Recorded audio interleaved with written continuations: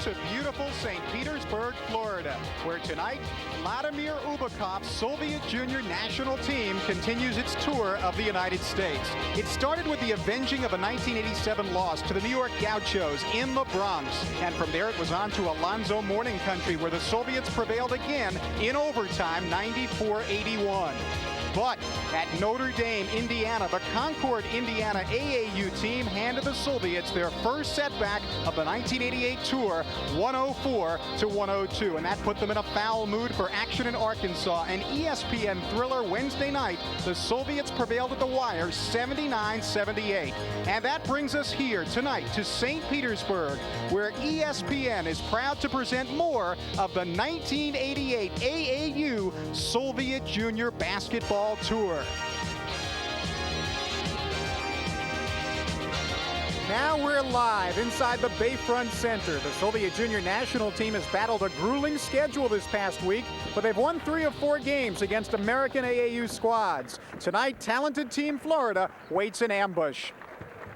Hi again, everybody. Gary Sparber along with Larry Conley. This is not a tremendously talented, physical Russian squad that you're going to look at and say what tremendous players, but they are a team that plays fundamentally sound basketball and does some certain things very well, and as a result, they usually win. Gary, they do very well at the transition game. They're a basketball team that gets up and down the floor very quickly, and they're a good passing team.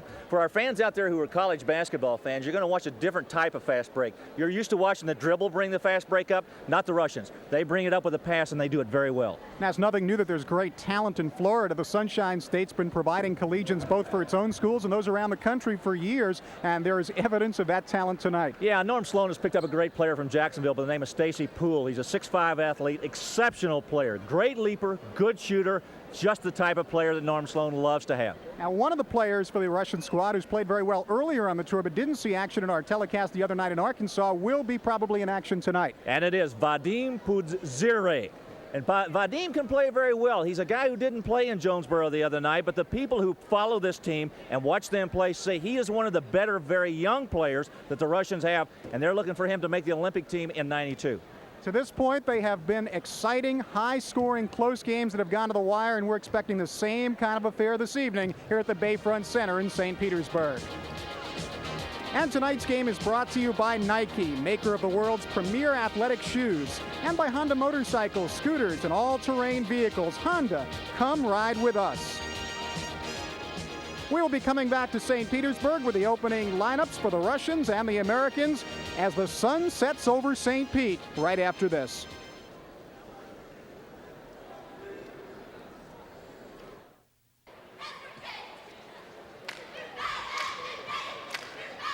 The Soviet Junior National Team is 3-1 on its tour of the United States thus far. It's been a grueling grind. They are now set to take on Team Florida. Most of the kids from the Sunshine State, a couple of imports from Alabama and Tennessee as well. Let's go to PA announcer Don Guckian.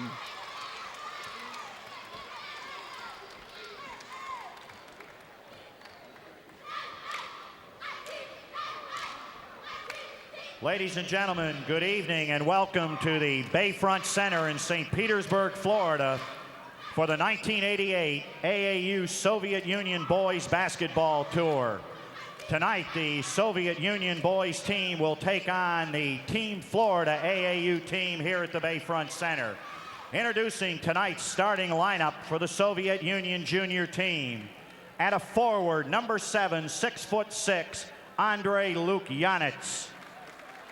At the other forward, number 9, 6'7", Maxim Ostanin. Starting at center for the Soviet Union, number 15, 6'8", Gintaras Ignikas.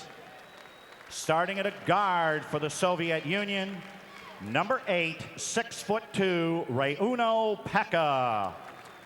Starting at the other guard at 6'2", number 13, Jivdanis Markevjip. The head coach for the Soviet Union team is Vladimir Ubakov. At this time, I would like to introduce the executive director of Florida AAU, Mr. Dave Heckman, to introduce Team Florida. For Team Florida, at guard, 6 foot from Pinellas Park, going to St. Pete Community College, Sean Minton. Number 12 at guard, 6'2", Gerald Smith. At forward, number 32, 6'5", going to the University of Florida, Stacy Poole. At forward, 6'9", number 40, going to the University of Alabama, Robert Horry. And at center, number 54, 6'9", going to the University of Alabama, Anthony Lawrence.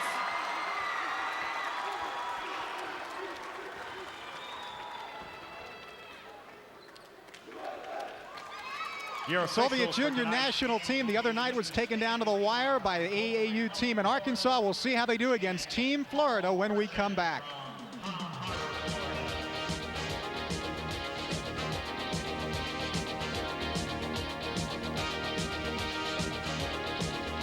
Back to the Bayfront Center as ESPN brings you continuing coverage of the Soviet Junior National AAU Boys Basketball Tour. And let's take a look at the officials for tonight's game. Stan Reber and Paul Urchin. Stan from Miami and Paul from here in St. Petersburg. And we are set to go. They've been high-scoring affairs to date. The other night in Arkansas, the AAU team jumped off to a big 15-6 lead early. We'll see how this one develops. Enikas controls the tap to Markevikas, and we are set to go. Rauno Peka in forward court. Tough man-to-man pressure early. There's the ball back inside to Enikas. He's really the best scorer they have on the inside.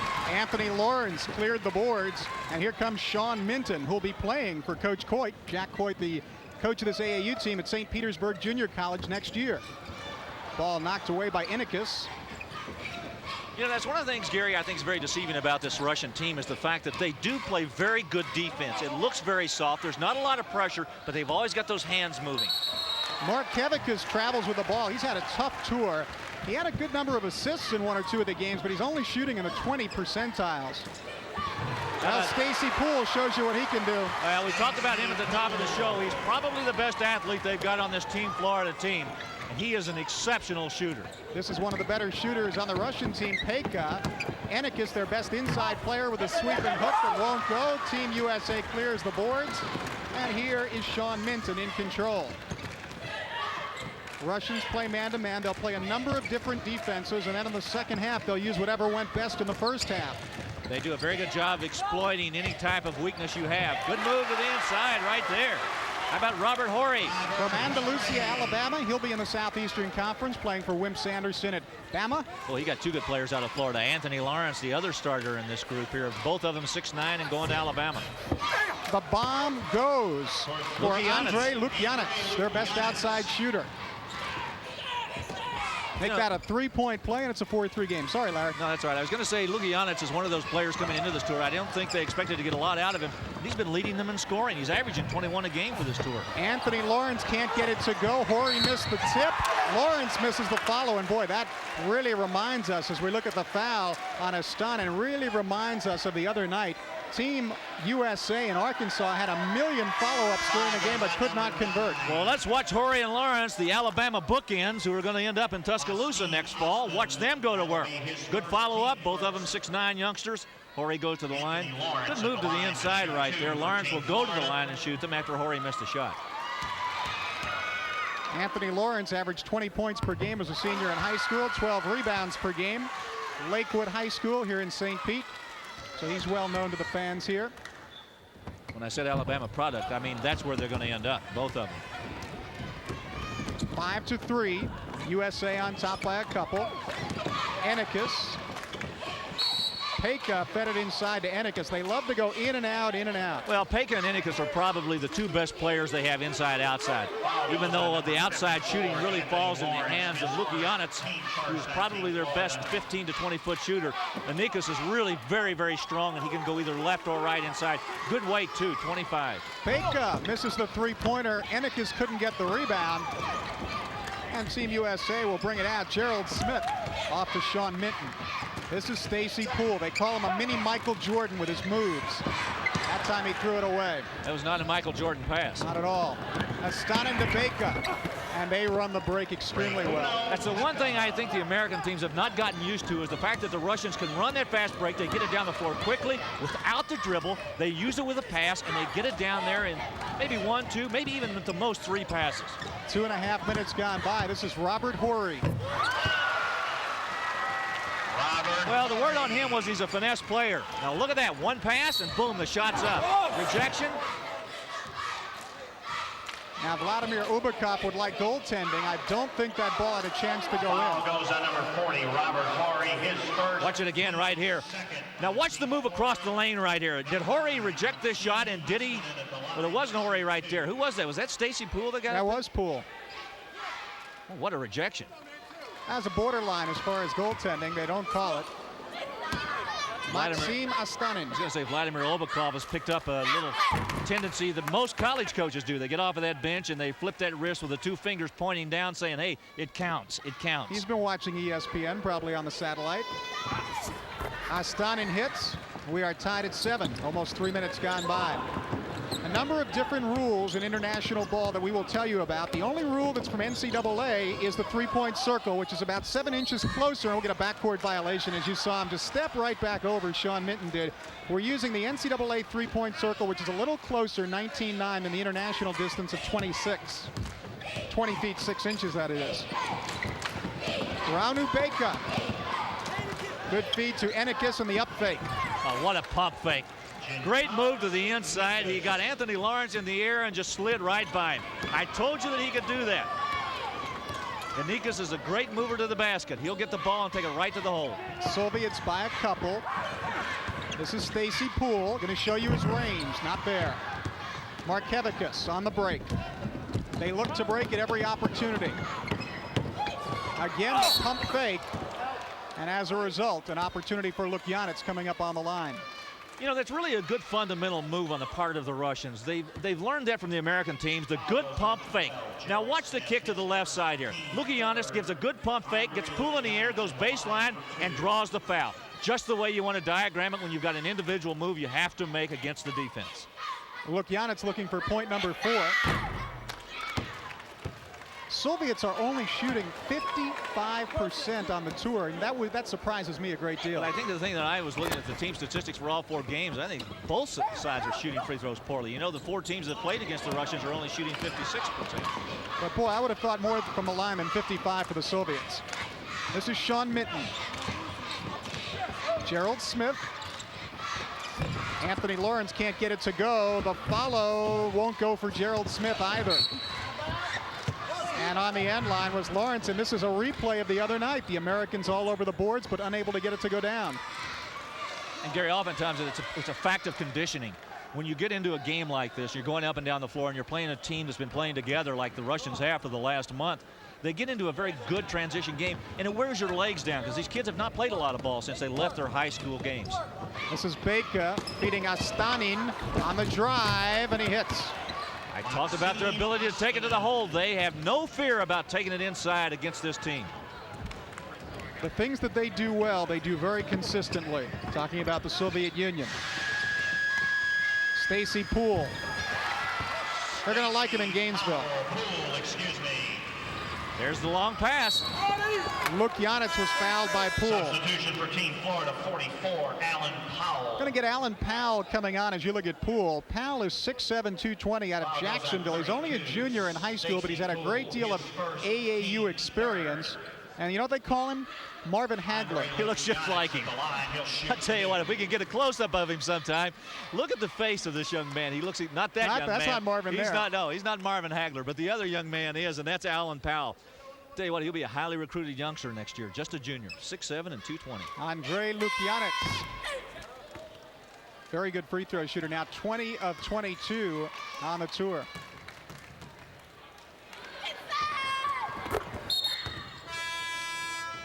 So the Soviet Union has opened up well. They've got a 5-point lead over Team Florida, 14-9 with 15:42 to go here in St. Petersburg, first half of action.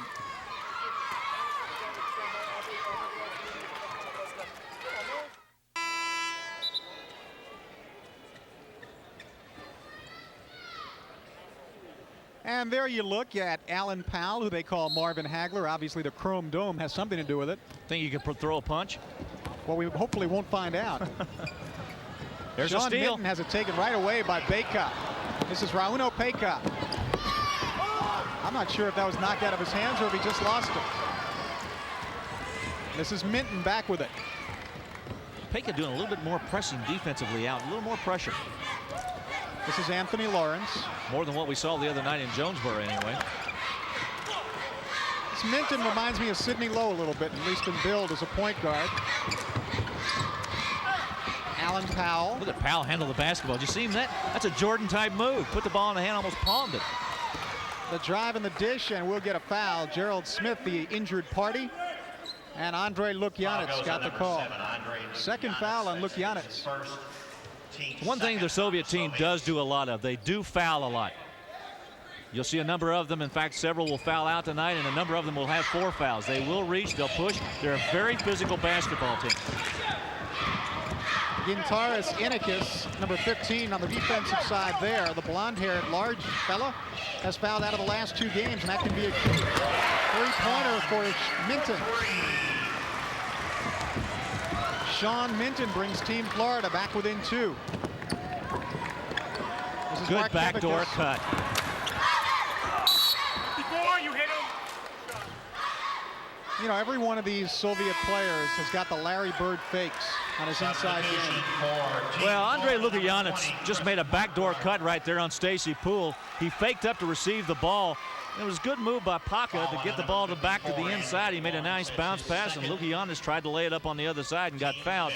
It's a very typical fundamental basketball move. Point number 7 for Lukyanets. You saw Chris Marquardt come on. You don't want to get into a battle of wits with him. He's going to Princeton University to play for Pete Carroll. Or Carrill, I guess I should say.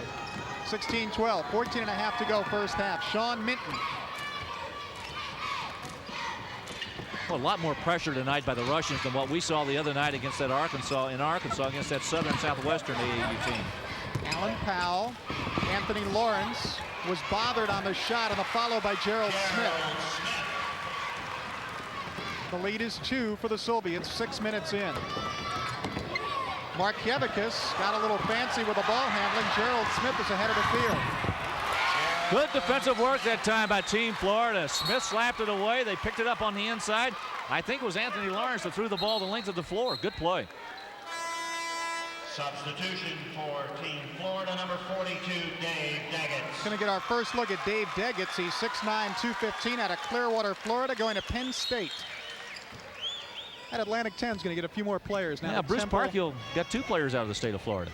Now the Temple of Rhode Island have made their mark. That league will start to get more players. And I believe just moments after coming into the game, Mr. Daggett has picked up a push. Talk about making his mark. Yes. He came right off the bench in 2 seconds, had a foul. International ball, as you're probably well aware, is very physical as a rule. Tell you what, this Team Florida team looks like they're a little more muscular than the team we saw the other night. There they are again. Lukyanets from the outside. You talked about him being their outside shooter. He is that. Soviets open up a 3-point lead. This is Gerald Smith. He can hit from there, not this time. Soviets come away with it. This is Peka. And Markevikas traveled with it. Now, here's one of the rules. You don't have to handle the ball in backcourt on a violation. You can just grab it and go with it. And you see how quickly the Soviets get back on defense. And remember, no official has to handle the ball on a backcourt violation. On the drive, Gerald Smith. Inakis comes away with it. Peka guarded by Powell. Ashtanin. 19-16, Soviets by 3, 7 minutes gone by first half. Sean Minton. Peka's all over him. This is Alan Powell, back to Minton. You know, Gary, another difference in the college rules and international rules, there's no count when a closely guarded situation. They've got a 30-second clock, and that's it. Marquardt could not hit the bank, but he was fouled. And we're going to get our first look at Vadim Pudzure, along with Raymond Migliniaks. Pudzure is our answer, or their answer to Xavier McDaniel. Or Yul Brenner, either one. Or Yul Brenner. And there's Lukyanets who will get a rest. Substitutions in the game for Team Florida. Number 10, Greg Pike. 14, Tony Lewis. Greg Pike and Tony Lewis have come on for Team Florida. Pike will go to local Eckerd College, and Lewis is headed for UAB. Out of Memphis, Gene Bartow got another one out of Memphis, Tennessee. Marquardt has one more coming.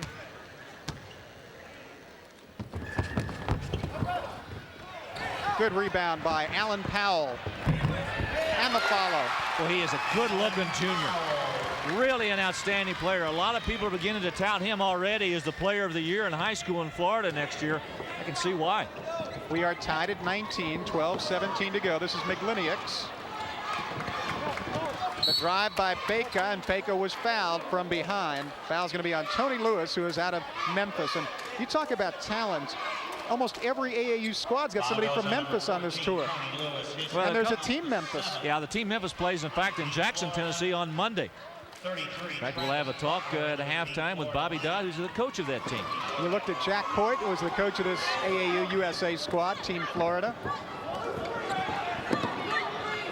Rauno Peka, Pudzire, doesn't want it from there. McLiniaks or Ennikus make it, will try, and Ennikus hits from about 10 feet. Gary, Team Florida that time went to a zone defense, and immediately the recognition by the Soviets got them a good shot.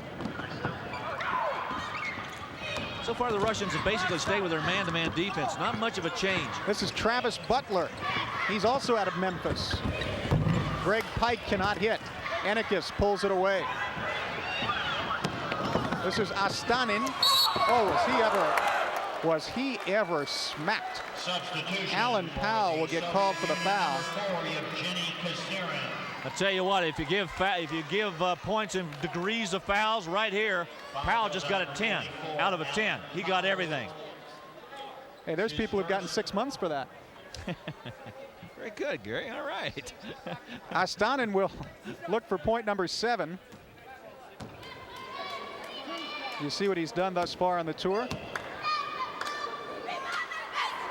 Maxime Astanin in the line shoots 2. Coaches tell us this Soviet team not quite as talented as the one that toured the U.S. last year and was 7-2, but this one's 3-1. Same fundamentally sound type club. Don't have quite as many big talented people. There were 6'10", 6'11 kids who could run on that team last year. And you may see some of them in September. Very possible. In Seoul, South Korea. 22-19 the score, and the foul's going to be on Rauno Peka. Substitution for the Soviets, number 4, Yevgeny Kazurin. Was it McLiniaks or was it Peka that committed that foul? I believe they got Peka. Number 10, Ramon Migliniaks. No, excuse me, they did get McLiniaks. 11-19 to go, first half from St. Petersburg. The Soviets lead Team Florida, the USA by 3. Close that, dribble. You got to dribble. Hey, make sure you go 2-3, stay listening, inbound. Coming up Saturday night on ESPN at 11 o'clock Eastern, the LA Cobras and the Pittsburgh Gladiators Arena Football, a weekly event this year on ESPN. That's really scary. Gladiators and Cobras. Tony Lewis hit the last shot for Team Florida. The Soviets lead by 1, 11 minutes to go, first half. Ennikus fumbled the ball, taken back by Tony Lewis. Really good defense by Degets that time. How about Degets on the miss? Good offensive board work that time by Team Florida. It was a shame Degets missed the shot because Greg Pike did a great job in the middle of the fast break. Pike to Degets and Butler with a follow. Excellent work on the inside that time. The 12th USA rebound, as you see. Soviets have 5. You know, Gary, the other night in Jonesboro, the same thing happened in the first half. The USA team really got off to a big jump in rebounding, and they were really taking it to the offensive glass, but they couldn't get the shots to fall. And it seems to be the same story here tonight. And, you know, to be fair to the Soviet squad, it's awfully difficult to travel from city to city to city every night playing a fresh team and win the battle of the boards. Yeah, but they've also got the advantage of having practiced together for a month, where these teams have only been together for 4 or 5 days, so it balances out. Here I'm trying to help international diplomacy, and what do you do? I'm gonna side with the U.S. Travis Butler hit the free throw. And we get our first look at Jay Smith, the 190-pound guard out of Tampa Bay Tech. Game's been tied 5 times like it is now at 22-22 with 10:45 to go first half. This is McLiniaks. Kisurin got fouled. Foul on Greg Pike. from Lakeland, Florida, 6'1", 165. Foul went on number 10, Greg Pike, Team Florida. Pretty good move by Ussr that time. And again, the pump fake. You know, I noticed that the Soviet team really uses that pump fake more as they get closer to the basket. When they're more out on the floor, they have a tendency to not do that. They'll take the shot straight up, but as they get closer to that basket, they'll utilize that pump fake. I think maybe the word's been passed around the Soviet Union. You come to America to play, they've got great leapers. Use that pump fake and get them in the air. Ussr was only 3 for 8 on the tour from the line prior to that try, so he's improved his percentage. Not that time, though. And the obvious foul on Ussr. Vladimir Ubakov. And the one thing the coaches agree on that we have talked to so far is the respect they have for that man. Well, he's been around the junior basketball program in the Soviet Union for a number of years. In fact, coached the national team 2 years ago. Team Florida down by 1, almost midway through the first half. The up fake by Greg Pike and the floater. Markevikas comes away with it. They pass the ball nicely. Markevikas, Inikas. Three-point play opportunity coming. How about that for a move? It looks like he's just throwing it up in the vicinity, but he got it there. Let's watch it again. Gintaras, Inikas. Watch him get the ball to the inside. Good floater away. Looks like he got pushed a little bit, bounced it off, and got the roll. He's going to be one of those players you're going to see in 1992 playing on the Soviet team. He's a 19-year-old, weighs about 225, and plays a very physical game. Those were his first points of the game. He's averaging 15 per game on the tour. Soviets by 3. And Travis Butler fires away from the outside for 3. Well, they told us he was a good outside shooter and good quickness. He showed you some of that outside shooting ability there. Look at the battle inside. As Inikas was looking for position, and Pike doubled down and just took it away from him. You know who's played a good game? Greg Pike. He really is, and he's going to Eckerd College, small college type. Excellent floor game. He's made some good defensive plays and made good passes. Very fundamentally sound kid. Now remember, when it's on the rim, international rules, you can touch it. That's not goaltending or basket interference as it would be. The up fake by Ussr. Nice drive, but couldn't get it to go. Inikas on the foul. Foul goes on 15. Let's watch the Soviet Union break right here. Here's Ussr going down the lane. Now watch him lay it up. Watch the miss. Now watch on the left side right there. You know who that is? That's Inikas with his hand right in the middle of the back. I'm not sure who it was he fouled right there. It looked like Dave Degetz. Yeah, was it Degetz? 9:10 to go. First half, the clock is not moving. And now there's some question about the score. Now they've changed it. It was 27-25 Team Florida. Now they've changed it back. It's 25-25. Well, now they've got it set 25-25 with 9:10 to go in the first half. It has been close throughout to this point. And we'll come back to the Bayfront Arena in St. Petersburg after this.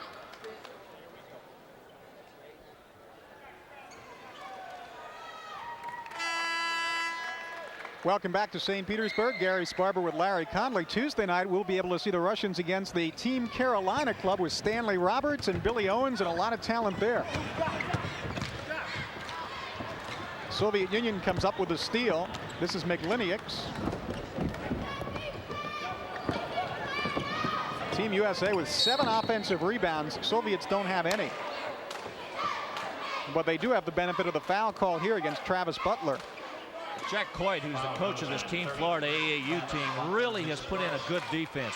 I got to say, this team plays much better pressure defense than the club we saw the other night. They've extended the defense. They've pushed the Russians out a little bit. And I think it's taken them out of their game a little, Gary. They're not quite as wild. They certainly seem to have it a little bit better together. Astanin with the shot. But then again, I'm not sure that some of that wildness wasn't caused by just the missed follow-up shots. It looked wild, but they were getting so many rebounds they were working awful hard. You know, Jack Coit had a great comment today, and one I haven't heard in basketball, and I've been around it for a few years. As we get the foul on Sergei Grazin. And he was talking about game slippage, which Yes. I thought was an interesting comment. Very you know, much so. so. He says you watch these guys play and they go up and down the floor, and this type of game, when you have a tendency to bring these type of players together, as we look at Coach Obakov from the Soviet Union, he says oftentimes you have what you call game slippage. The players begin to become undisciplined and they begin to play their own type of game and they forget that it's a team game. I thought that was a great comment. I did too. He said these kids have not been on national TV, most of them before. And all the things you teach them in practice, they get out there and they undergo game slippage. So maybe that'll go into the basketball lexicon. That's all we need is another cliche. Don't tell Dick. He doesn't need any more. Dave Deggets got the first and has one more coming. He's got 3 rebounds in the game already. And he's got an extra point right there. And that puts Team Florida on top by 1, 27-26. Anthony Lawrence comes back on. Deggets sits down. It's been a well-played basketball game. We've played almost 12 minutes of the game and haven't had a lot of turnovers. Both clubs shooting pretty well, and a little bit more pressure now from the Team Florida team. They will test Ramon Miglinieks. And he passed the test very well, but Sergei Grazin had it bounce off his chest. Wasn't a bad pass. This is Tony Lewis. Oh, he backed away. If he followed his shot, he had it. Had the rebound and could have stuck it in. Miglinieks. Lukyanits on the drive and the fall away. Lewis on the rebound. 8.5 to go first half. USA by 1, 27-26. This is Greg Pike. Lewis with a floater for Lawrence, and oh, I don't know about that. That was one of those deals where Astanin went underneath the man about to receive the ball as the ball was in the air. I think you'll see that the man receiving it had no choice but to fall into him. Well, let's take a look and see. Anthony Lawrence trying to receive the ball in there. I don't know. I thought there was a blocking foul. He really didn't have much of a chance to get him to catch the ball, and I think he moved underneath of him. That's what I just said. Oh, I thought you said the other way. No, sorry. I'm saying that he had no place to come down, but on the man moving in. But you're right. I made it sound like it was a bad call. You're right. Lawrence on the line. I thought they'd called it the other way. One more. Lawrence is a good-looking player. You know, Wimp Sanderson, when he recruited this young man out of here, in fact, I was asking Jack Coit about him, said he's the best inside player they have on this team. He's got a good jumper up to 12 feet. He's a quality player, and he can do a lot of things. You know, Wimp Sanderson had a down year at the University of Alabama this year, and he told the people back there in the state, he said, it won't happen again. We'll be back. I'll tell you what, he's gotten 2 good ones off of this club. Here is Sergei Grazin out of backcourt. I tell you, they may have had a down year, but I thought Wimp Sanderson did a heck of a job to get as much as he did out of that club. Miglinieks. Wide open, the best shooter on the team, Payka. You know, Gary, something else about this Soviet team I've noticed in the first game and the first half of this game, they don't force situations. They don't go in there unless they've got an opportunity to draw a foul. If they get into heavy traffic, they kick the ball back out, and they've got good shooters from 20 feet. We're tied at 29 with 7:50 to go first half. Shot wouldn't go for Butler. This is Powell. Alan Powell.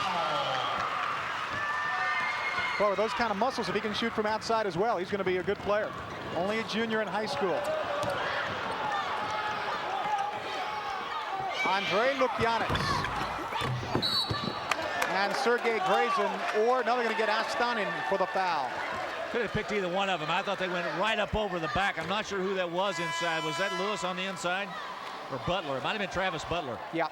Goes on number 9, Maxime Astanin. Butler had good position on the inside, and you could have taken either one. They took Maxime Astanin. Send Butler to the line. Deron Hayes makes his first appearance of the ball game. Number 34. He is 205-pounder out of Lakeland, Florida. Headed for Penn State. Nittany Lions. Tell you an interesting stat I was looking at on those 4-game totals so far for the Soviet team. The fact that they're shooting 46% from the field and 51% from three-point range. which means you better contest their shots. Well, it's the point I was making earlier about where they penetrate, they go inside, and then they kick that ball out very quickly to those guys who are standing outside that lane, and they get that three-point shot off. You know, a lot of college coaches tried to do that this year. I think the first year they had it in existence, they kind of fought it a little bit. Not so this year. They started kicking that ball back out and looking for that three-point shot. Ron Crawford, the coach of Team USA in Arkansas the other day, was telling us that he felt that the NCAA didn't realize what was going to happen in the next few years, that the kids coming out of high school have had some practice with a three-point shot are just going to drill that thing up around the high 50s before too long. And it'll become a real dominant part of the game. Migliniaks to Inikus with a sweeping hook. Great action under the boards there. This is Rodney Chapman. Marquardt with it. Lawrence got fouled. Oh, what a move. Anthony Lawrence with the left hand. Yeah, Coach, you ought to stand up and applaud that one. Everybody should. Heck of a move. Watch it again. Marquardt's in the corner over there. He's kind of trapped, trying to get out of the way. Now watch Lawrence. Good pump fake. Inikus tries to get to him. Lays it up with the left hand. Outstanding move. Yeah. Maybe the high point for Team Florida in this first half. 7:05 to go till halftime, and it's Florida by 4 over the Soviet Union.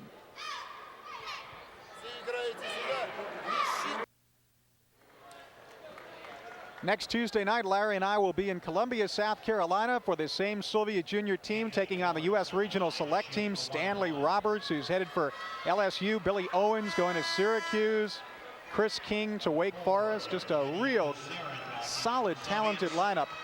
So you'll want to join us for that one next Tuesday night at 7. Kasurian back in the lineup right now and going out Ashtanin. I'll tell you something interesting. Do you notice the Russian team, when they come in, they have to give the number? In international rules, they give the number of the man they're replacing as they walk in. And you got to remember also, in international rules, players cannot call timeouts. Only the coach can call the timeout. Soviets bring it up quickly.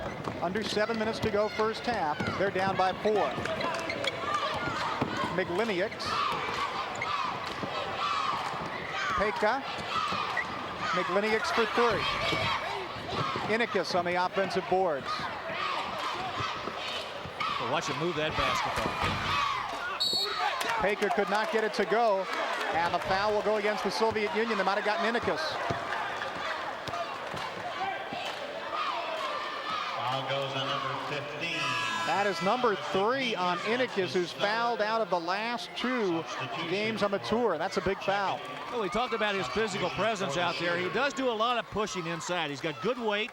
He likes to move it around. As we look at Jack Coit, who's the coach of the Team Florida club. He's done a good job with this team. He told me today that there were a couple of sessions. He had double sessions. How about 2-a-days? And he actually had 1 3-a-day practice. Had his players show up and practice 3 times in 1 day. Anthony Lawrence hit the first free throw. You see what he's done from the charity stripe thus far. Lukyanets comes away with that one. This is Migliniaks.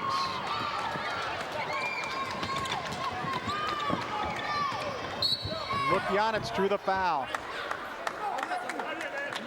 You really got to stand your ground against them. Giannis is one of those type of players that you look at him, you don't think he can play the game, and then all of a sudden you look up and he's got 25 points. He's averaging almost 22 for the 4-game tour so far that the Soviets have had in this country. He's just a good basketball player. A very likely looking player, but certainly a good one. His stats don't lie. Lukyanets looking for his 12th point of the evening, as you see.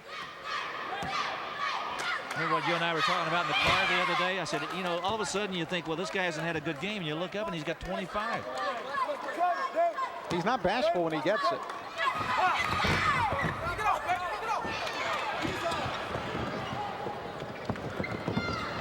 Migliniaks. Inikus playing with 3 fouls. That's all right. You can knock it off the rim in international ball. Peka for 3. And that cuts the Team Florida lead down to 2, 34-32. Peka and Migliniaks both can shoot that 3-point shot. Under 6 minutes to go, first half. And this will be a 4-point play opportunity, or was he inside the 3-point circle? Lukyanec's got the foul. That is a three-point play and a foul shot upcoming. Let's watch it again. Good move right here. And watch him jump into him after the shot. Well, that's not the kind of play you like to see as a coach. Vladimir Obakov came off the bench much like our college coaches do. Saying, why in the world did you do that? Now, had that shot missed, he would have gotten 3 free throws. No, he just went into the operating table at St. Elsewhere. I know there's a line, but I just can't think of it. Rodney Chapman on the line. Ussr came away with it. This is Miglinieks. Team Florida by 5 over the Soviet junior team. Pike got himself in big trouble down inside. He almost threw it away. Defense is real good right now for Team Florida. Good screen off by Marquardt. Miglinieks missed a 3. This is Chapman. Overshooting Degets, and it'll be Soviet ball. Well, Chapman, I was going to say Livingston Chapman. He's the player who plays up in Florida, but Rodney Chapman right here is going to go to Southern California. You know, he was recruited by a lot of people in high school as a quarterback. You know, he's 6'2" and weighs 185, and a lot of people thought he was going to play college football. Matter of fact, he was all South as a quarterback. Pekka. Good kick out. That really was. Markevikas for 3. 37-35. Couple of threes have got the Soviet Union back within 2 with that much time remaining in the first half.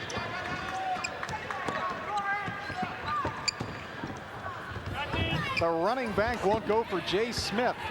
Long pass out. Lukyanec got fouled and couldn't get the basket.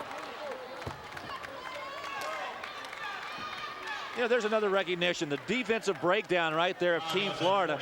Lukyanec made the run out. Inikas saw him running, threw the long pass. He caught up with it, and he drew the foul. And again, look who walks to the line. Lukyanec looking for his 12th point. It was the second foul on Dave Degets.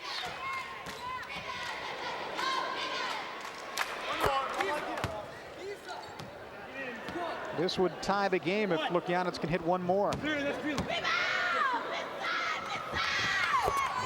8th tie of the first half, tied at 37. Pretty good basketball game. Has been. This is Jay Smith. He's out of Tampa Bay Tech, going to South Florida. Soviet Union, a little bit of a matchup zone defense right now. They may be trying to protect Inikas a little bit with those 3 fouls. They certainly have faith in his ability to play with those 3s. Been in there a long time with them. Shot would not go for Dave Fletcher. Taken by Markevikas. Now this is Lukyanec again, and he was fouled. Foul going to go on Jay Smith. Second foul on him. Florida, Rodney Chapman and Alan Powell. Foul went on number 21, Jay Smith. And again, it's a good outlet pass by Inikas, who gets it outside. Lukyanec is there ready to take it up. And he got drilled by Jay Smith.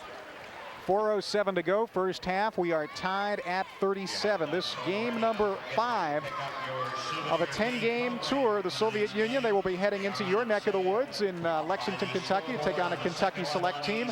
And I know there are some folks in the Bluegrass State not necessarily thrilled with the decision today of Rex Chapman, who has decided to come out and go pro. As you look at what we've got coming up at halftime, an inside look at the AAU, a talk with Bobby Dodd, and also stats and highlights from the first half. A lot of people aren't that familiar with the AAU, but when the high school basketball season ends, that's where many of the kids go. You know, and this is one of the states probably that has more recognition of AAU programs, and I'm talking about the state of Florida, than anywhere else in the country. The state of Washington also has a lot of AAU teams. But they really have, they've developed their basketball program down here to the point where they have many of the high school players who come out who really look forward to playing in the AAU tournament when it's over with. And of course, it's culminated by a tournament in July. I think they play their 17 and under tournament this year in Yakima, Washington. They've got 117 teams in the state. 11 years ago, they had 1. So they've really had some growth. We understand they're going over to the Soviet Union next year with an AAU team to play also. Are we doing that game? I don't know. Our Russians got to improve substantially before we go. speak for yourself. Lukyanec misses the free throw. This is Rodney Chapman with it. Again, that zone defense. Now you're looking at a matchup a little bit. The Russians really do a good job with this matchup zone. Good ball movement by Team Florida. Deron Hayes on the runner. Deron Hayes. He'll be playing for Penn State. They classify him as a banger. Plays pretty well inside and outside. Peika for three. Way off. Boy, Rodney Chapman's got some speed. Alan Powell. Alan Powell.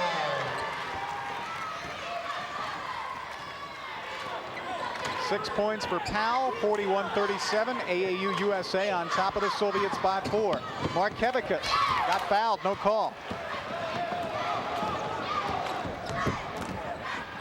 Rodney Chapman, Marquardt, there's a kick and it'll come back in. They'll reset the 30-second clock. Yeah, I like the offense Team Florida is running right now. They spread the offense a lot. You look at Jack Coit right there, who's put this offense in for Team Florida. It's a matchup zone, and they really try to get into a triangle, a three-man game. Watch the ball swing to the other side. You'll see Powell come to the right side. Now Chapman brings it to this side. And look at the zone they've got. Wide open, top of the circle, look. Shot is way off by Jay Smith. And Markevikas brings it back down. We're under 3 minutes now, first half. Nice movement of the ball. Kizurin. Lukyanec. Kizurin for three. And folks, that's why they're shooting better from three-point range than they are two-point range. That's also why they're in this game. They've really stayed in it from the perimeter. Team Florida by 1, 2:22 to go first half. Smith reluctant to take that shot now. The miss by Marquardt. And here come the Soviets with a chance to take the lead.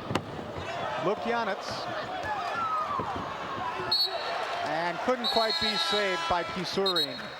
Gerald Smith returns for Team Florida. You look at Vladimir Ubakov. And he is bringing Maxim Astanin back into the game. David Fletcher also back into the Team Florida lineup.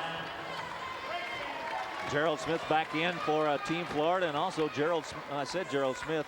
Someone else came in too for Team Florida. David Fletcher. Fletcher out of Countryside, Florida, number 24 in your left corner of the screen. And a shot is hit by Gerald Smith out of Daytona Beach. He doesn't know where he's going to college yet. What you like, a guy coming off the bench, step up there and make the jumper.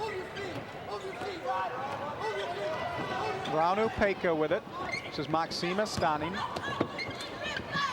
Good pressure, good man-to-man pressure. A little bit too good there, the foul on Gerald Smith, but you're right, he was really hounding him. I like Gerald Smith. He's going to go to Palm Beach Junior College. Got good physical presence. He's 6'2", 185. So a little bit of his work right there. Markevikas to the line. He is a 71% shooter on the tour thus far, looking for his 5th point.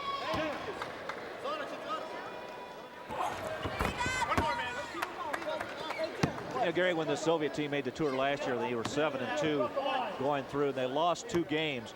One of them to a Memphis team that they're going to play on Monday in Jackson, Tennessee, and the other one to the New York club.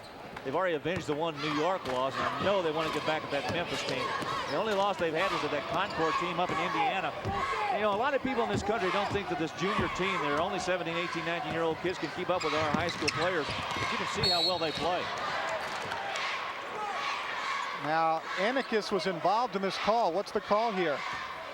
Oh, boy, number 4. Foul on number 15, Anikas. Boy, I don't know. You got to wonder about the decision by Vladimir Ubakov to leave him in the game with the 3 fouls. Well, he's kept it close. I mean, his presence has really kept the game close. He's been able to get a number of rebounds. He's played pretty well defensively in there, too. Gives you an idea that they don't feel they have very much depth at that position. Good point. Alan Powell on the line, looking for his 7th point, has it. Be a lot of recruiters in this state next year going after this young man.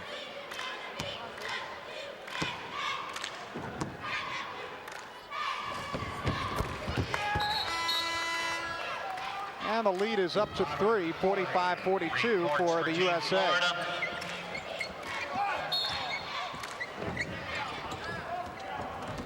Pejka being hounded in the backcourt, gets it to Markevicius. Back to Pejka. Markevicius with Gerald Smith on him. Astanin. Markevicius. Good defensive pressure. Good work, good leg movement. Nice fake by Astanin, the good dish pass, but Sergei Grazin could not hang on. And coming back the other way is Dave Fletcher. That's backcourt. You got to catch it in front court. You can't leave the backcourt. You've got to have your feet established in the front court. Just 49 seconds to go. First half, Gary Sparber, Larry Conley. We're in St. Petersburg. It's the Soviet junior national team as you look at the turnovers against Team Florida from the AAU. Pejka.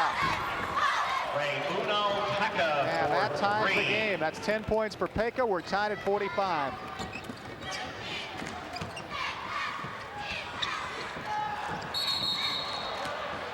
Call's going to go against the USA. I think Robert Horry is going to come up with that foul. Foul goes on number 40, Robert Horry, his second. Second foul on Horry.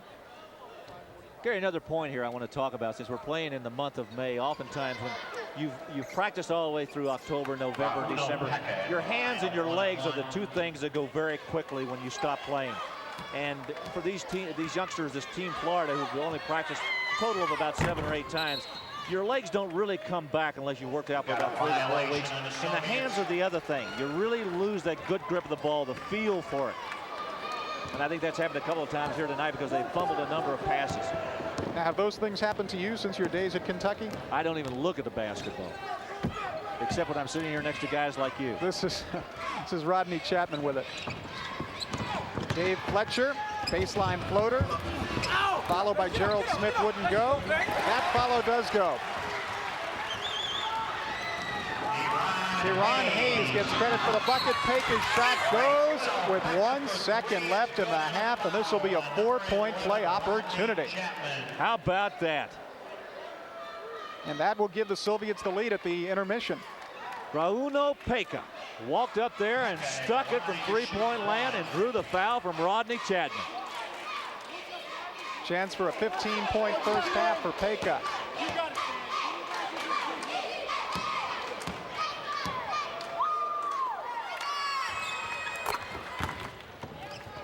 Soviets by 2, and we're at halftime. That's the end of the first half with the score. The Soviet Union 49. So a very closely played first half. There were 9 ties, but at halftime, the Soviet Union on top of the USA 49-47.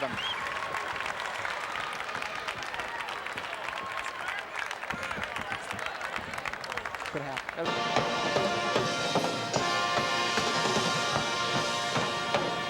Welcome back to St. Petersburg. Gary Sparber along with Larry Conley, and there hasn't been a whole lot to choose between these two teams on the scoreboard. The Soviet Union has stayed in it with some great outside shooting, and the USA has been banging those boards.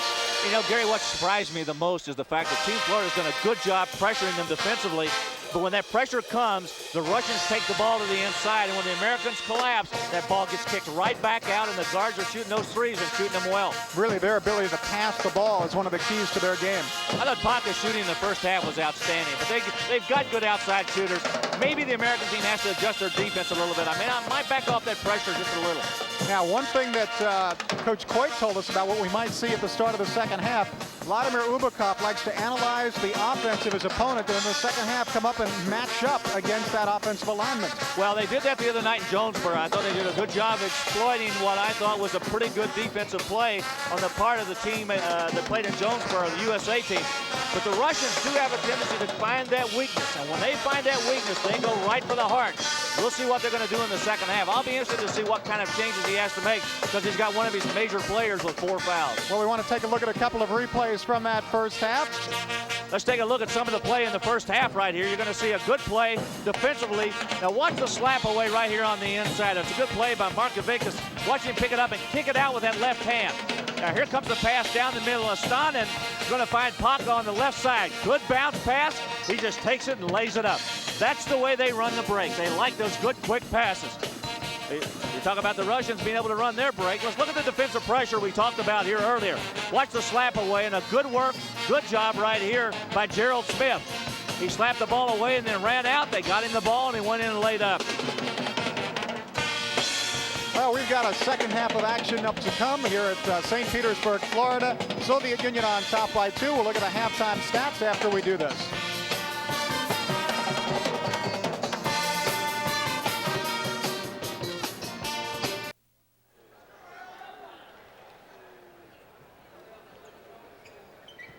Want to remind you a couple of teams that are almost always in the NCAA postseason baseball tournament. The Miami Hurricanes and the Maine Black Bears going at it May 16th, and you can see it on ESPN Live starting at 8 p.m. Eastern. Never spent any time in Maine? No, I've never been to, well, I've been over the border briefly. Used to live in New Hampshire. Absolutely gorgeous. Beautiful part of the country. That's a great place to be in nickname, the summer. Black Bears. I love that nickname. Shengalia. And he'll be going to the line. I believe Alan Powell got him. Third foul on Alan Powell. Alan Powell, that's his second. Now they say Lawrence got the foul No, right there. no, they announced Powell. I believe it was on Powell. Yeah, it was Powell. Number 11, Kaha Shengeli at the line to shoot 2. Shengelia getting a chance to play tonight because Ennikus is on the bench with 4 fouls. Ennikus, their best inside player. Shengelia's had a little boost too.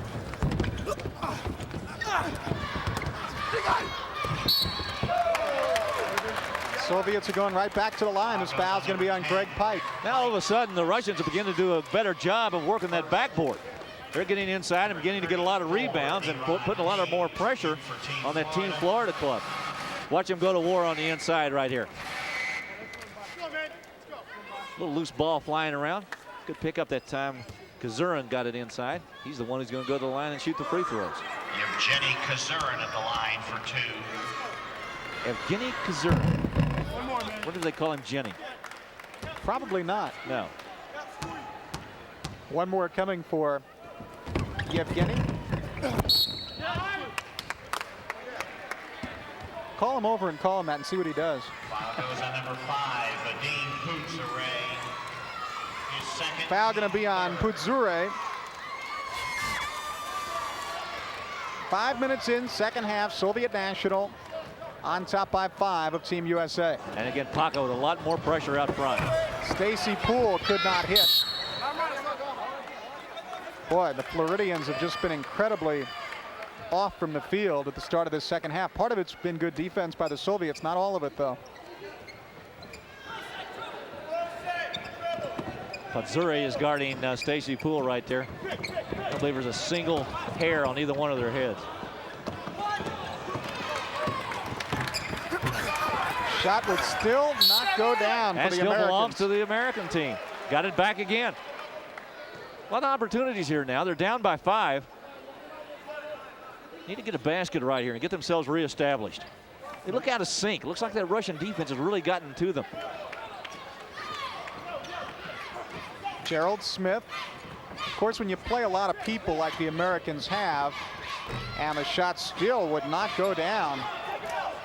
Another opportunity, and still Deron Hayes could not get it to fall, but he will get a chance at the line. Well, Team Florida doing a much better job on the offensive glass that time. They got up there and got 4 or 5 chances, and now they got a possibility of getting a couple of points out of it.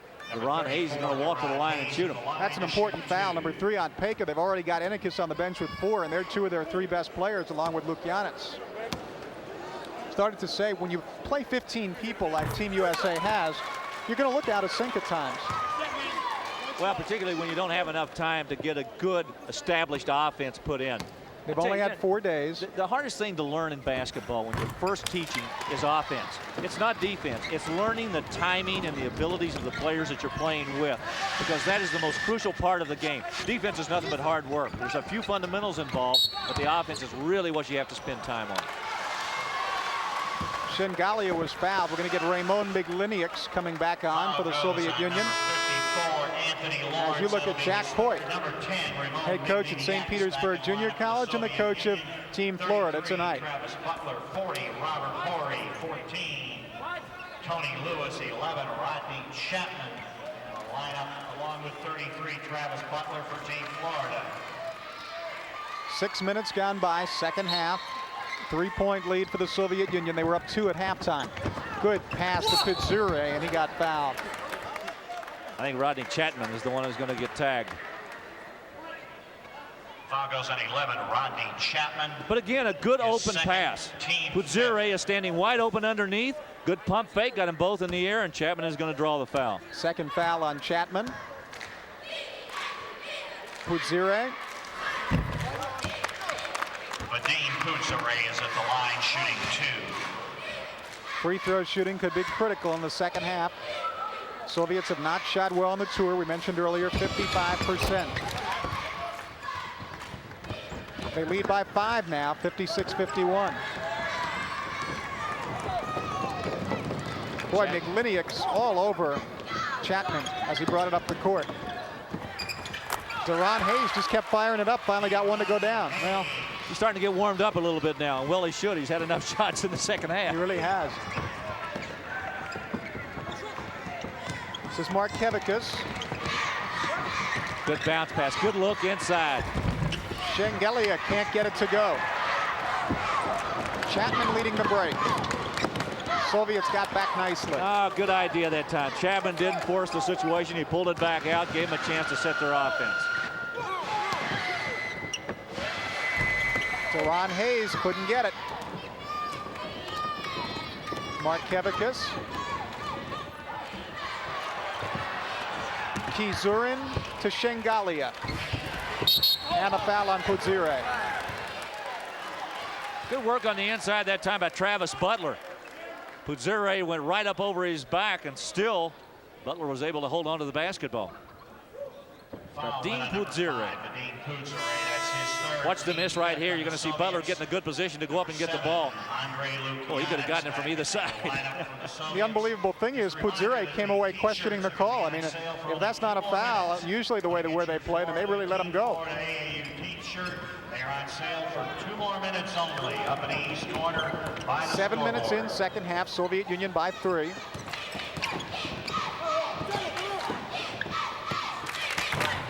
American shooting has just been way off. Tony Lewis missed that one. Markevikas.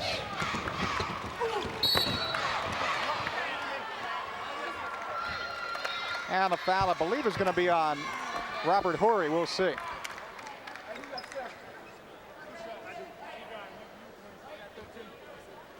Foul goes now on they got Sean. Travis Butler. They got Travis second, Butler on the foul. Team 6. Second foul on Butler.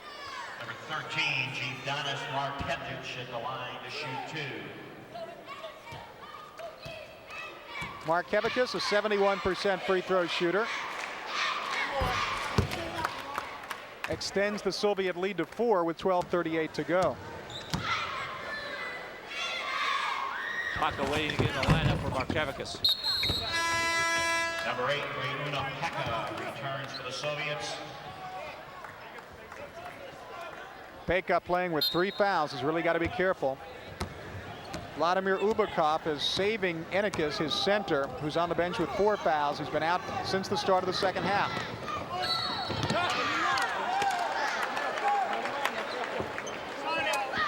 Shengelia just drew another foul. Foul goes He on might have number Enikis in there a little bit sooner than he wants to.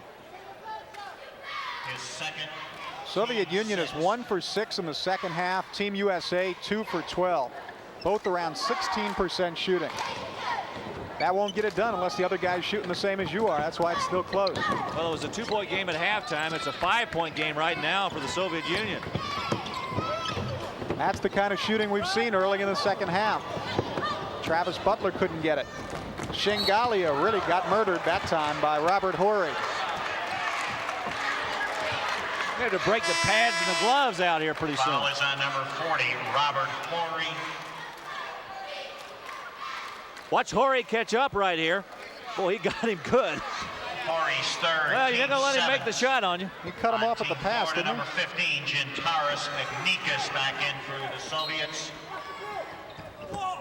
You see the Soviets have done better at the line, got more opportunities. Enikis is back on with those 4 fouls now. Migliniak's got fouled. He got the wrong guy. He's got Chapman with a foul, but it wasn't Chapman that committed it. It was Tony Lewis who grabbed him. Well, it's going to be foul number Foul 4 number on 11, Chapman. Rodney Chapman, his third. It's the 8th on Team Florida. Watch it again right here. Watch 11 right here reach across and grab him.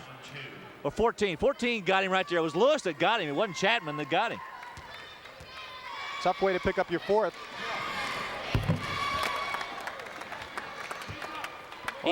Either way, it was a foul. It's no mystery. The American squad just needs to start shooting the ball better. And that's what the problem was the other night in Jonesboro. Americans just couldn't get it to go down. I don't want to beat a dead horse, but I can tell you it's conditioning. When you don't have those good legs, you just don't shoot the ball well, you don't move your legs well on defense. Battle under the boards. Horry came away with it. Another opportunity missed. Migliniak's wide open and threw up an air ball. One of the few we've seen. Lewis. Nice move. Tony Lewis. Shot it right over Pike. He will play in the Sun Belt at Alabama Birmingham. Soviets 5-5. They have the ball. Baker. Travis Butler on the break. Did it again. Backcourt violation. Over and back. So the Soviet Union maintains its lead 60-55. 11:09 to go at the Bayfront Center in St. Petersburg. Television timeout. Let's go.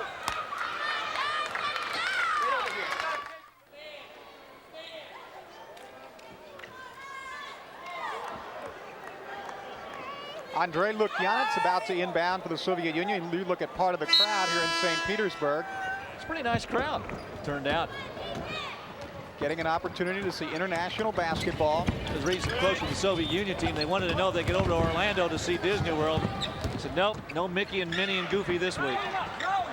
Although some of the players have been shooting like it early in the second half. Goofy? That's the one I was thinking of, yeah. Oh, okay. Lukyanets will go to the line for the Soviet Union. Fouls on Robert Horry. Foul goes on number 40, Robert Now on Horry. Tuesday night we'll be in Columbia, That's South his Carolina, and I fourth. mean to tell you there will be some talent on the Andre floor. Team Lukyanets Carolina, at the including line to Stanley shoot. Roberts, one of the best centers in the country. Billy Owens, some think the best player in the country.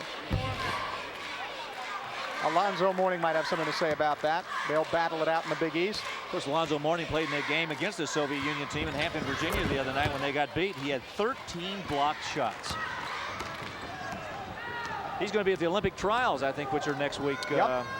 Tryouts, anyway. He's got an in with the coach, you know that? He's got a pretty good shot. Robert Horry. Robert Horry. 10:38 to go. The lead is 4. The Soviets go quickly. Kisurin can't hit. Horry comes away with a rebound, throws an elbow, and here we come with a USA ball. Chance to get within 2 or 1 with a three-pointer. Rapid Horry he's a finesse player. Forget it. Doesn't matter. He's very aggressive.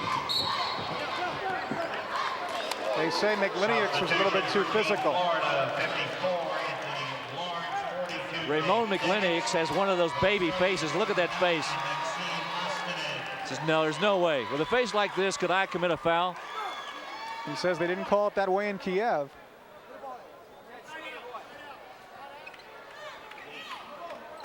I wonder if there are any home court advantages in the Soviet Union. Leningrad versus Kiev. You think you can? Don't get me started. Tony Lewis. And now this is Rodney Chapman running the show for the U.S. Soviet Union in a matchup zone right now. Good move to the inside that time by Deggets. Dave Deggets from Clearwater will be playing at Penn State in the Atlantic 10. 2-point game. Team Florida's come back very strong. We are under 10 minutes to go in the game as Ennikus got fouled. By Lawrence. Foul goes on number 54, I don't believe I've seen a game in the last several years where I thought the guys got more for their money than their fouls and what they're getting in this game. Well, you usually do see a more physical brand of play in international play, and this has lived up to its billing. Ennikus has been in foul trouble all night. That was Lawrence's 4th foul? Yes.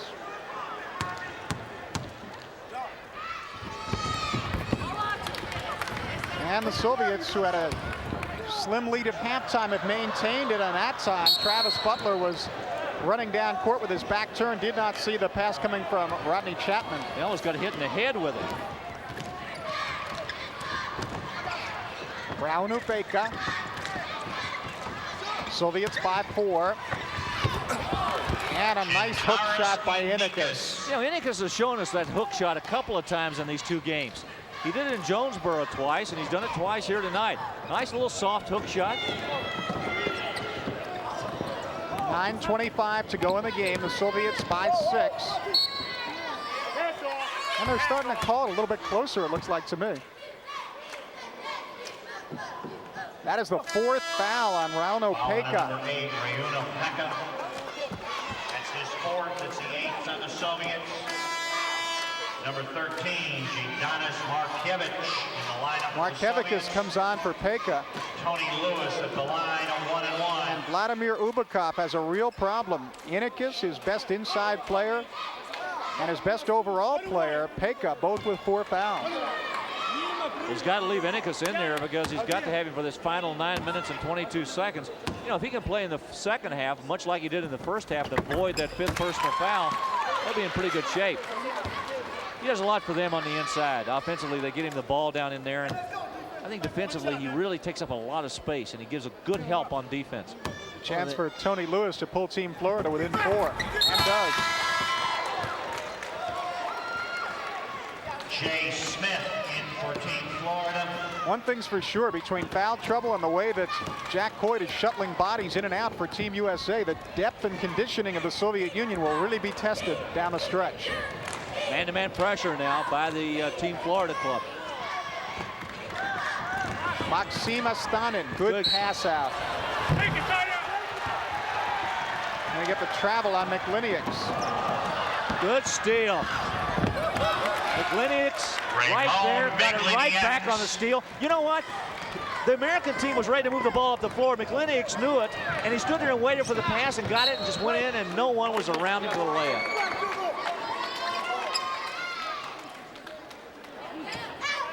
I think you're giving him a lot of credit. I thought he was arguing with the official and turned around and there was the ball. No, I think he was waiting. I think he was waiting for that pass to be made. Soviets by 6. This is Demet Digits. Oh, great tip in. Who got that? Was that Butler? That was Travis Butler. Yeah, good tip in by Butler. Butler out of Memphis and going to Wyoming. Going to replace Dennis Dimbo out there, huh? That Wyoming program has really come on. Benny Dees, the coach out there, and Markevich, or Lukyanets, I should say, for 3. And a lead back up to 7, and some big possessions coming up now for the U.S. team.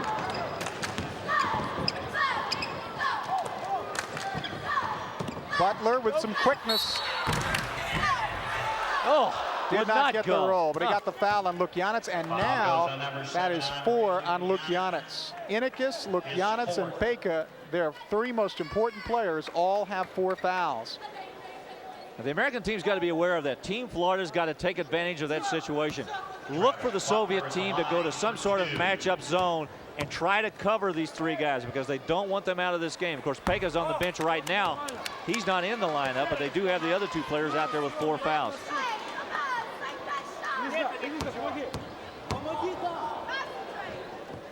Travis Butler goes 0 for 2 at the line, but the tip in by Digits. David Digits showing you a little bit of elevation right there. Good move. Under 8 minutes to go. The lead is 5 for the Soviets. They've maintained the lead since the start of the second half. McLiniaks with the head fakes, but he traveled. Oh no, they got a foul, excuse me.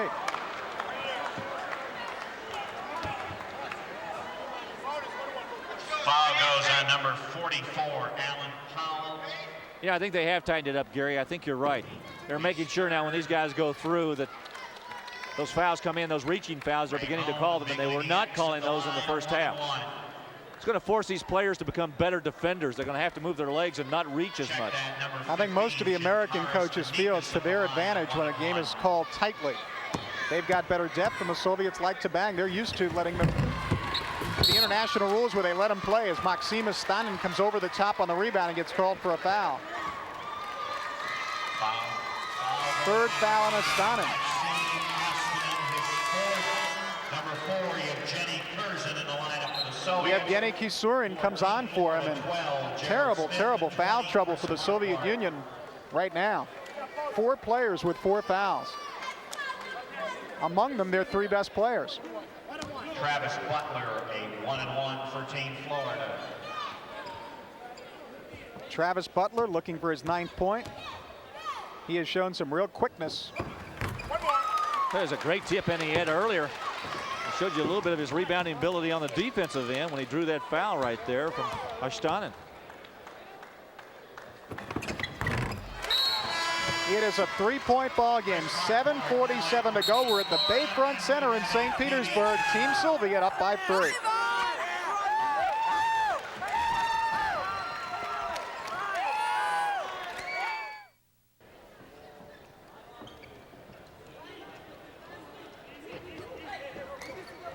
Soviet Union by 3. As you see, we have 7:47 to go in the game. The Soviets are 3-1 on the junior boys basketball tour.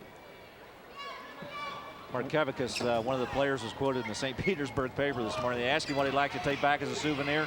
He'd like to take back a skyscraper. Gonna put that in your pocket? A number of the players who were quoted were very impressed with American women. Most men are. Yeah. That's true. And well, they should be. Foul goes on number 44, Alan Powell, his 4th. Well, that is foul number 4 on Alan Powell. A 1-1. And I mean to tell you, they have picked him up in bunches. You know, I talked about this in the first half about how seriously they really work at making fouls. Well, they're getting into big foul problems right now. I wonder if Vladimir Obakov has got any eligibility. He may need it. Rodney Chapman controlling, looking over at Jack Coit for some instruction. Here's a big basket. Good possession right here. They've made a good comeback, and they can get within 1 right here. Chapman, did he? No. That would have tied it up. McLiniak's leading the break. Good pass. Oh, what a great look. That was a beautiful pass. Kusurin on the basket. Lead back up to 5. Digits. Chapman with it.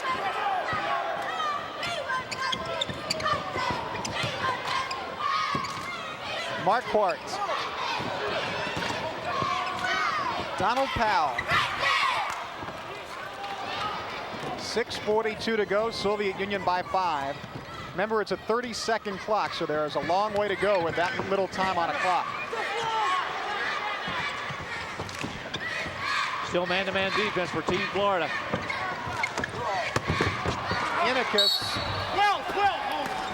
Innikus was fouled. That was a good idea, though, by Digits to fall down and try to get foul number 5 on Innikus. Innikus has got such strength on the inside.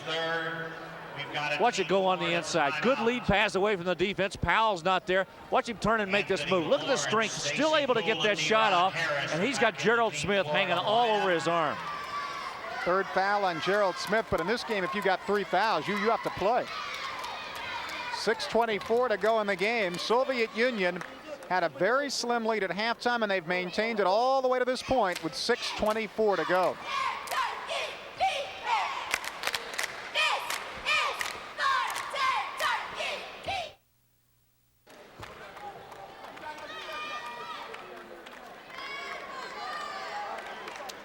As has been the case throughout the AAU tour this year, the Soviet Union and whichever USA team they play go down to the wire. Soviets have won 3 of 4 to this point. Innikus just built a 6-point lead for his team. There you see him, Gintaras Innikus. He's been able to ward off that 5th foul so far. He really has. Picked up 4 in the first half. There's a young man that's not had a very good ball game, Stacy Poole. No, and I would say he was probably as highly touted as anybody on the floor. Been a frustrating night for him. You'll be seeing a lot more of him with Norm Sloan's Florida Gators in the SEC.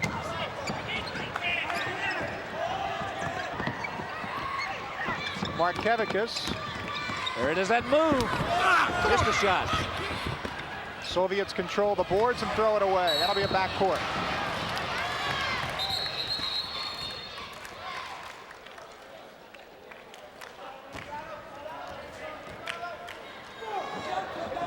one of the arts of international ball is holding on to that ball and not giving it to the other team so they can quickly inbound it. Yeah, when you get that backcourt violation, you got to make sure you get it away from them. This is Rodney Chapman. 6 minutes left in the game. And again, Poole struggling. And this will be a jump ball. There are no alternating possessions in international basketball.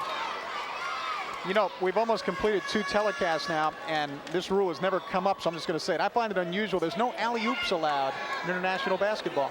Well, the reason for that is that as the ball is coming down, you know, in the way we play in America, we do allow a lot of alley-oops. But, you know, you can touch the ball only when it's on the rim. You can't touch it on its downward flight, much like it is in the United States rules. And they don't allow it over in the European ball. Very well explained. Larry Conley, Dave Deggetts on the bucket for America. It is a 4-point Soviet lead. Markevichus lost it on the way up. Chance to pull within 2 or 1 with a 3-pointer.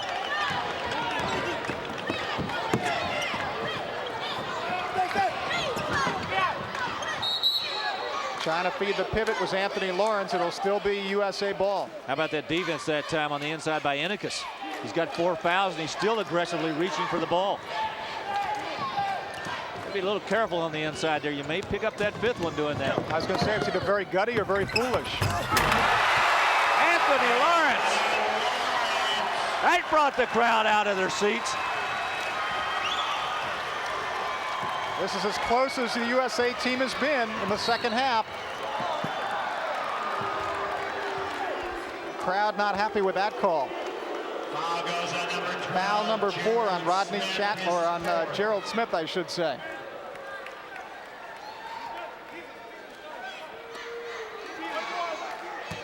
Ramon Miglinieks at the line, a 1-and-1. Miglinieks could not hit. And after the foul on the Soviet Union, or a lane violation, make it the USA team quickly inbounds. Lawrence is open, couldn't get it. Inikas with a good, strong rebound. We're down to 4:45 to play. Inikas with a strong move. You know the thing about him, Gary, is when he gets that ball, he is so quick with that first step and that first dribble. A lot of players don't recover quickly enough on defense to get to him. Watch him catch this ball and put the ball on the floor quickly. Boom, he's gone. That one real quick step gets him to the basket. And lots of times when you're playing against guys 6'9", 6'10", defensively they don't get there quickly. And Inikas gets that ball on the floor and gets to that basket very quickly. You know, if you don't do anything else well, but if when you get the ball, you make an aggressive beeline right to the bucket, good things will happen usually. He tried to bank that one in. He's been shooting so poorly from the free throw line, he tried to bank it in. Stacey Poole finally gets one to go down, and Team Florida has come back. We are tied. Tied with 4:22 to go. Lukyanets traveled.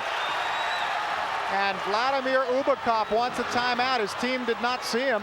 Well, actually, the official did not see him because the players can't call the timeout. Only the coach can. Clock's not on. Now it is. Lukyanets feeding Inikas. And maybe on the other end, Team USA is going to have to try to get Inikas out of there. Well, I see a lot of guys grabbing their trunks, leaning over. A lot of tired bodies out there right now. One of them you were just looking at, Dave Deggetts, trying to keep up. You saw the 4th foul. 4th foul on Dave Deggetts. Jack Coit, the American coach. Inikas gives the Soviet Union a 2-point lead once again as we approach 4 minutes to go. He looks pretty good on those 2 free throws. Maybe that attempted bank got it out of his system. Stacey Poole, not this time. Good work on the offensive boards. How about Deggetts? He has really played a good ball game in this second half.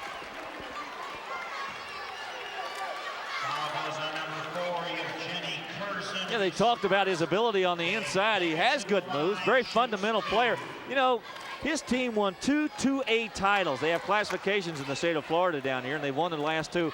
Guess where he's from originally is that fundamental background. Where do you think he's from? Indiana. You got it.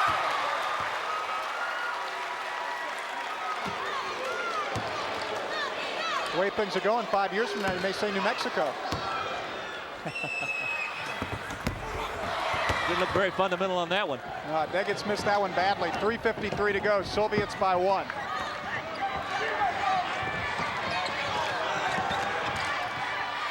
Lukyanets with it.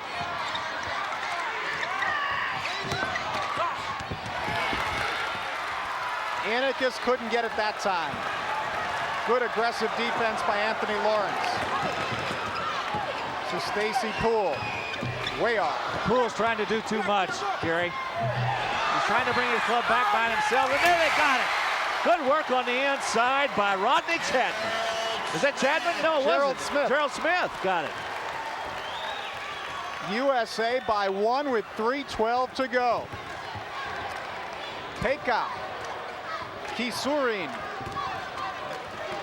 Migliniaks for 3. Oh, boy, he just stabbed him in the heart. Right in the heart. Under 3 minutes to go. 78-76. Soviets by 2.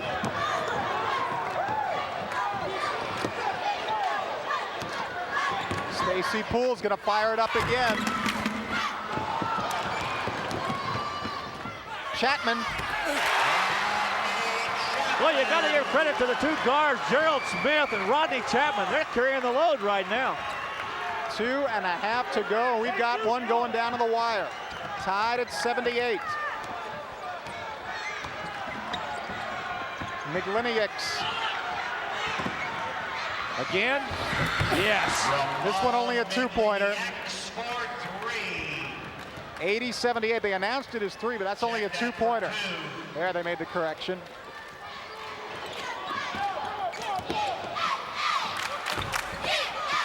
Off the miss, Inikas with the rebound. Under 2 minutes to go. Want to let you know, as we watch the Soviet Union, that we'll have a special program on the Edmonton Oilers following this game, and that's going to be goaltending against Anthony Lawrence. Well, they didn't call it, I guess. Did not call it. That ball was in the basket and it was knocked out. 1:42 to go in the game. Soviet Union was caught by Team USA, but now the Soviets have opened up back to a 4-point lead.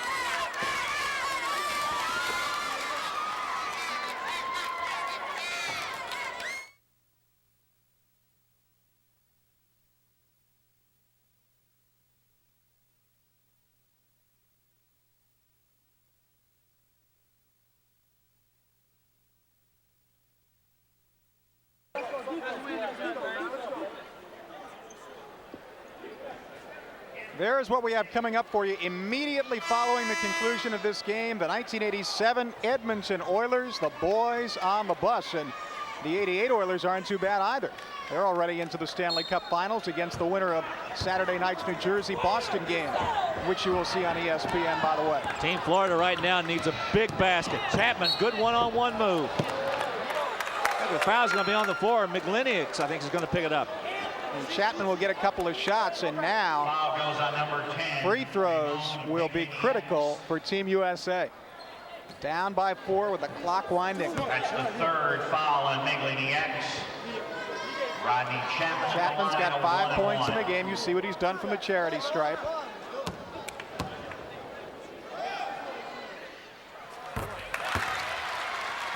Chance now to pull Team Florida within 2.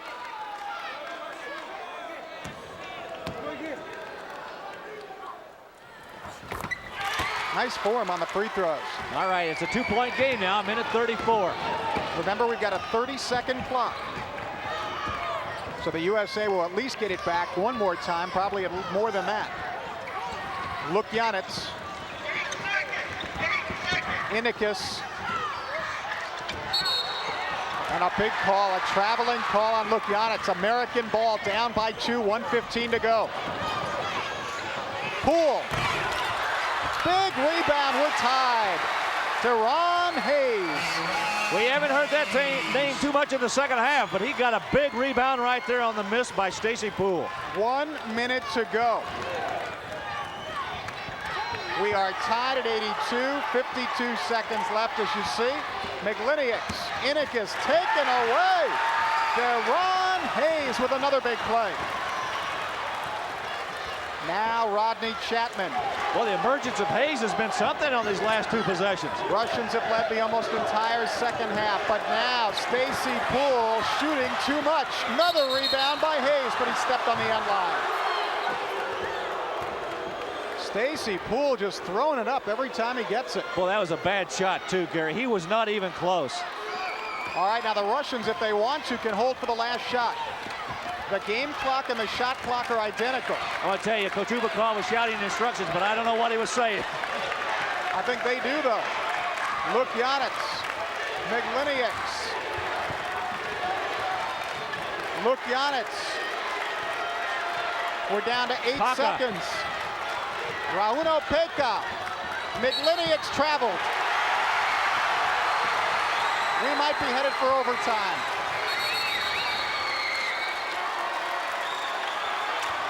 Well, Vladimir Ubakov calls for time to set his defense with 3 seconds to go. We are tied at 82.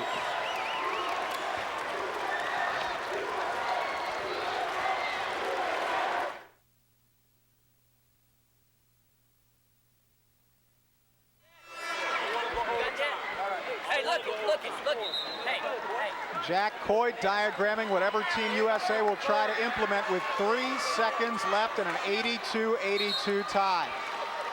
International ball, just like the NCAA and the NBA, 3 or a 5-minute overtime if we end up tied. Who do you think? Boy, I don't know. I'm going to go with Gerald Smith. Yeah, he's their best outside shooter. No, they got it to Poole. And he tried to dribble behind his back and lost it out of bounds. Well, Stacy Poole only 1 for 8 in the ball game. He's got a very, very tough night. But we are going to overtime. We are tied at 82, and we are going to overtime. It's been nip and tuck all the way. The Soviets had the lead most of the way in the second half, and you look at Vladimir Ubakov, and I think the key, as much as anything else, the ability of Innikus and Beka and Lukyanets to stay in the game with 4 fouls each. Well, the manager's creating a hurricane over there. He was really giving that guy the towel job. Well, as Jack Coy tells his Team USA what he wants in overtime, we'll tell you that we're coming back with a 5-minute extra session after this. You get the jump. Rotate in, you go right back. Let's go, baby. Let's go. All right. Throw set. All right, let's go back in the throw set. All right.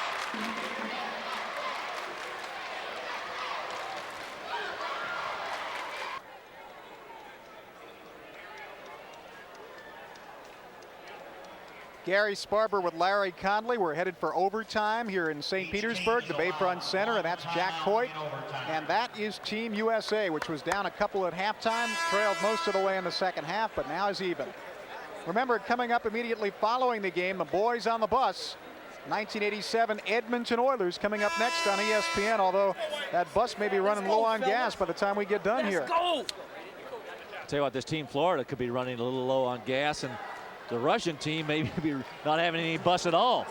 They keep running into foul problems the way they have. They've done a marvelous job. As you look at Vladimir Ubakov, marvelous job of playing with foul trouble, though.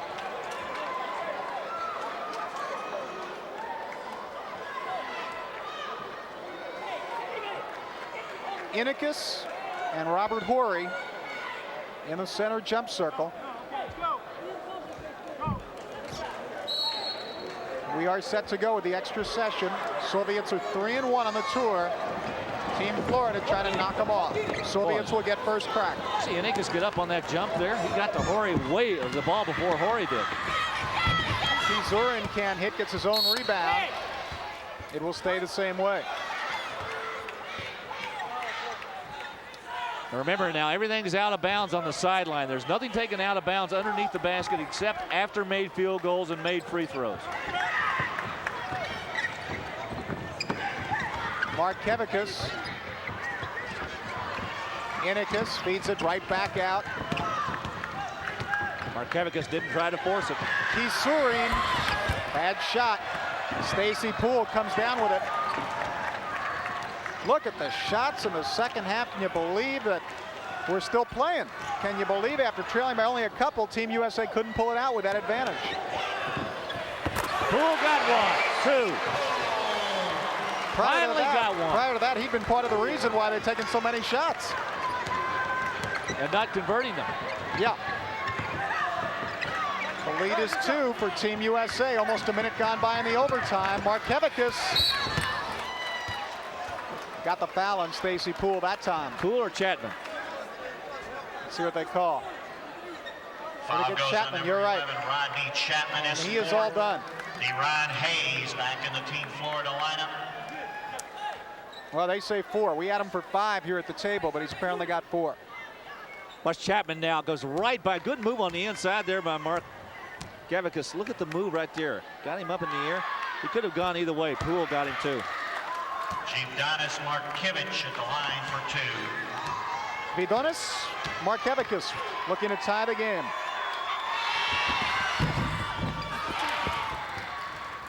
(84-84), 4 minutes left in overtime. Pekka not putting that pressure on as much as he was in the first half. He's backed off a little bit. It's a real endurance contest now. Smith couldn't get it. We have had 13 ties in this game and 5 lead changes. And really the reason it's so few lead changes, the Soviets led almost the entire second half.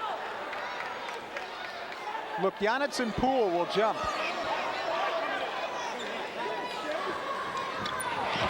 Well, you can see that Poole can leap. He really got up on that one. Look at Pekka turn Chapman to the left side. You see him overplay? Overplay to the right, Smith. force him to the left. And this is Chapman. Team Florida by a couple. 3:19 to go in overtime. Big possession for the Soviets, and Inikas was fouled. Deggett's got him. Not a bad idea. Deggets might as well go on and foul. The way Inikas has been shooting free throws, why not? You're right. However, that is number 5 on Deggett's. Anthony Lawrence replaces Deggets in the Team Florida lineup. Deggett's a big out. hand. Anthony Fans here Lawrence really comes appreciated what he did. Inikas came into this game as a 40% free throw shooter on the tour. So he's not a bad guy to have up there. He's 5 of 12 tonight, making 6 of 13. Big shot. Yeah, he's made 3 in a row now. I mean, after that wild bank. He's got the feel now. Tied at 86, a real nail biter.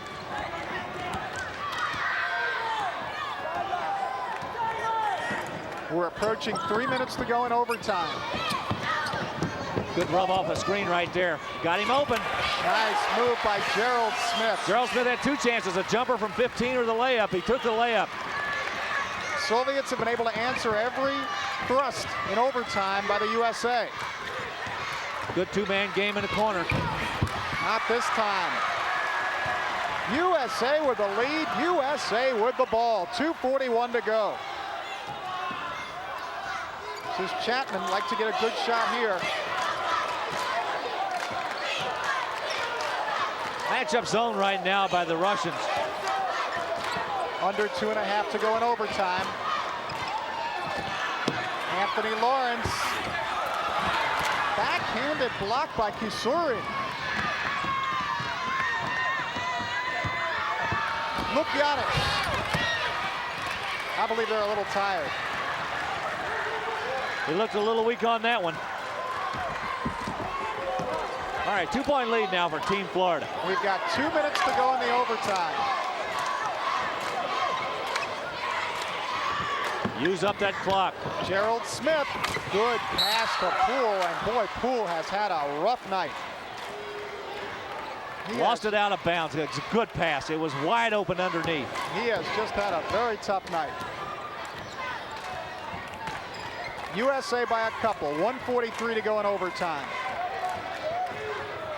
Lukjanec, good defense on the inside. Oh, what a move that was. Boy, Lukjanec went right by Stacy Poole and laid it in. Good move by Lukjanec. That's the way you handle the ball offensively. You find a guy who's a little tired, and I think Poole might be a little tired. He blew by him in one quick step and laid it in with a rainbow layup. 15 on the shot clock, 1:18 left in overtime. Good pass. Lawrence lost it out of bounds. Good defensive play by the Russians. Chance for the Soviet Union to take the lead, tied at 88. 1:05 to go in overtime. This is Pike. Markevicius. They want to go to Inikas inside. Good two-man game. Three-pointer by Pika. Have you noticed how Inikas gets the ball out very quickly when it comes inside? Good work. Those are the guys who've been playing with 4 fouls. They're still there, and the Soviets lead.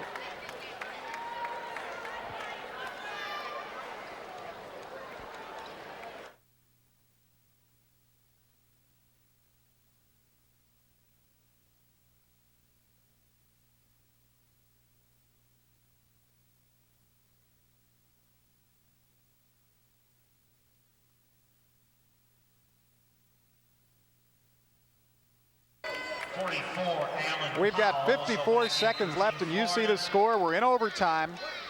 It's been a big night for the Soviets. Rauno Peka, he's 5 of 9 from three-point range. His three-pointer before we left you gave the Soviets the lead. He's got 20 points. Anthony Lawrence. In it goes to Chapman. Do you want to go for threes now, or do you want to wait? I think if you can get a good 2, that's all right, don't you? Good penetration. Smith got it off. Won't go, and the Soviets are in control. Markevicius.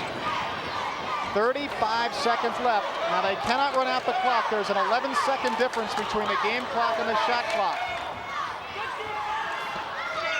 They're going to milk this one down to the final 2 or 3. 14 on the shot clock. Markevicius. Don't want to foul. Not now. Don't foul now. Good defense. All right, you got it back. And they throw it away. Marquardt lost the ball out of bounds.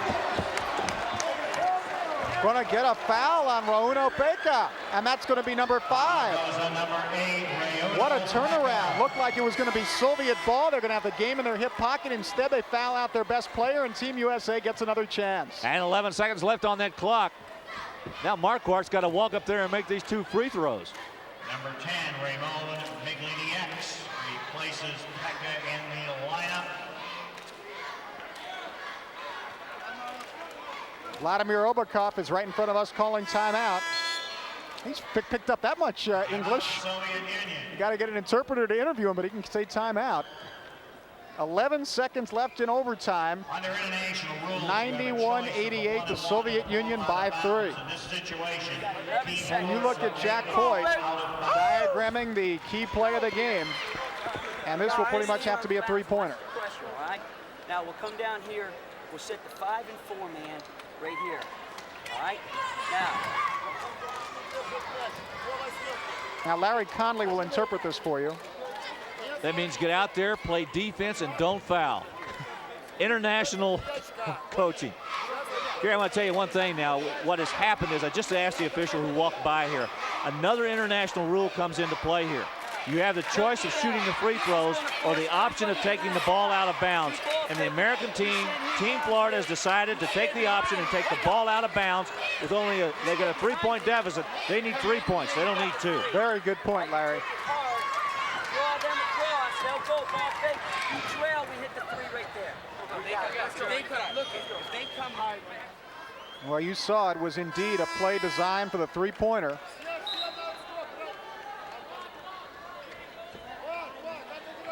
Gerald Smith to inbound.